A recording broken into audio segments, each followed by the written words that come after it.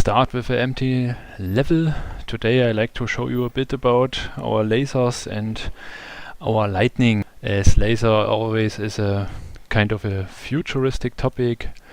Let's make it more future and switch to our cool future city background. We already have laser parts in our catalog, in our inventory. This is our laser gun. It needs electrical power, so let me add a battery and maybe we can build some cool laser reflection style stuff level. So if I connected the gun to a battery and if I run the machine, as you can see, the gun is shooting. So let me first explain some of our laser parts and then we will build some cool laser kind of gameplay. Here I added a mirror, and if I run the simulation, the laser is reflected at the mirror. Basically every shiny or every metal and shiny object can reflect the laser. Maybe let's take this gear wheel here. As you can see, it is painted and the paint will not reflect any laser beams. So if I give this wheel a chrome material, you can see the laser is reflected. Let's enhance our reflection here a bit. Let's pile up some of those frames here and maybe like reflect it again to somewhere else, like here. And let me use another part.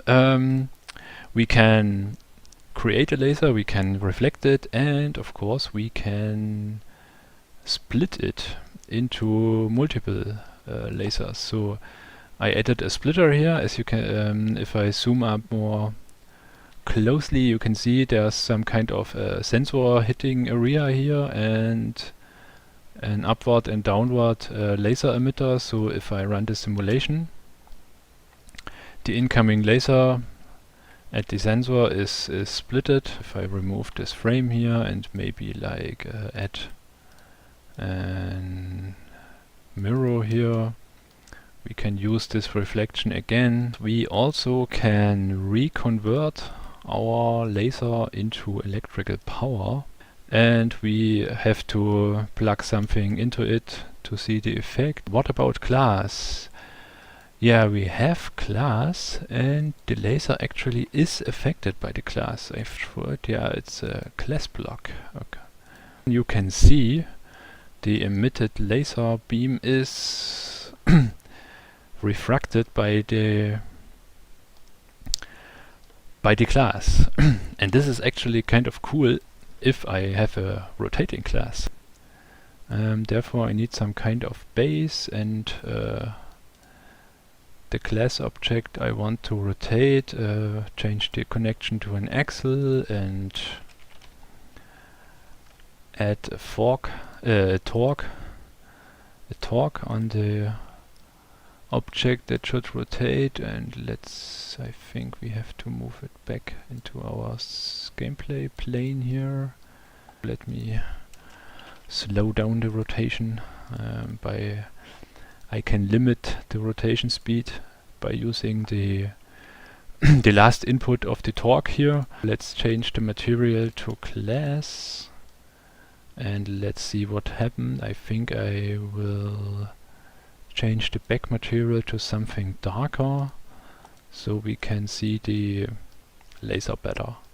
Depending on how the laser is hitting the glass block, it is refracted through the glass, and maybe we can copy this again to get even weirder refraction effects. We even have total reflection inside the glass, as you would expect. Of course we can shoot into the depth too, so therefore let's take a mirror and rotate it 3D. So I changed to 3D mode for this. It's easier. And look from the side of the scene and rotate my laser, my mirror to the right here, and now change back, and as you can see it will fall down because it's not it's not fixed. So let's grab one of these piles here and run the simulation, and we are shooting pretty nicely into the horizon. Let's extend this. I grabbed the whole tower here,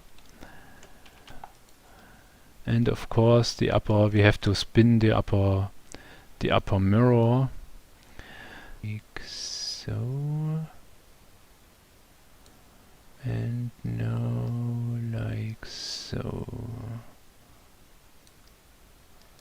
Yeah, we can color the lasers, of course. So therefore let's go to the edit mode of the laser gun, and you can see there's the emitting object here. This is invisible in the machine but not in the part editor.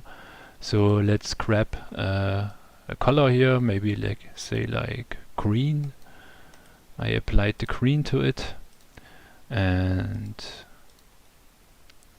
reconnect the power plug, and let's see if it worked. Yeah, let's build some custom splitter. Therefore I grab one of the splitters here and rotate it downwards, say like so. And now if I run the simulation, the incoming laser is split. Now we want to pimp this a bit. So as you can see, the splitter has an emitter up and down, and maybe like say we want to have a converter, a kind of laser splitting converter that creates some rainbowish looking laser. Maybe let's remove the cap here. Let's add some half ball instead. Apply a torque, and the rotation or the amount of the torque, or if the torque is spinning generally, is dependent if the laser sensor is hit. As you can see, there's already a laser detector chip within here to control the splitting. So let's grab the signal from there and control our torque with it, and therefore I need a multiply, and I think a constant chip is helpful too in any case. And another one, we lose at first, we like a slow rotation, and with the second one and the incoming laser detection signal we control the speed, say like 4 or 5. And okay, and add some laser emitting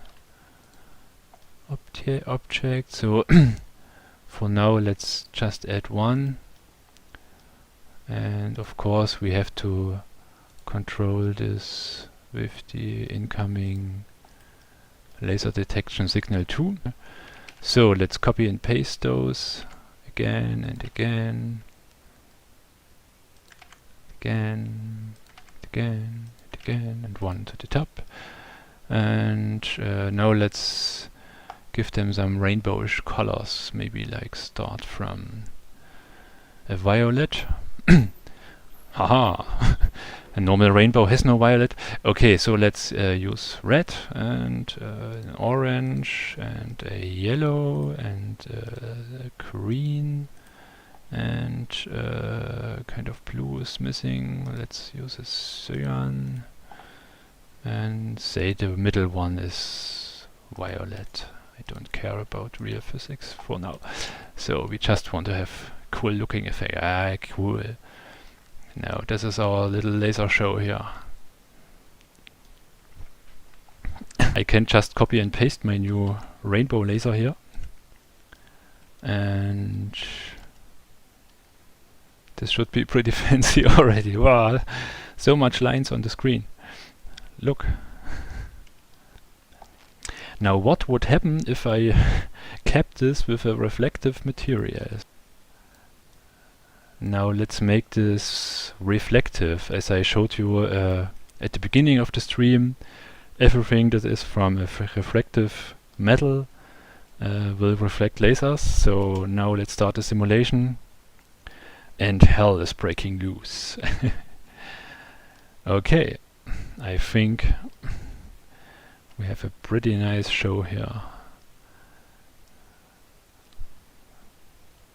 And of course, if I now rotate this part toward the player and the 3D mode,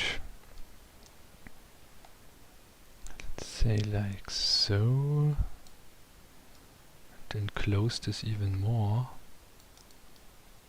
So let's test this in the 3D mode. Cool. This is actually a kind of a time waster playing around with this.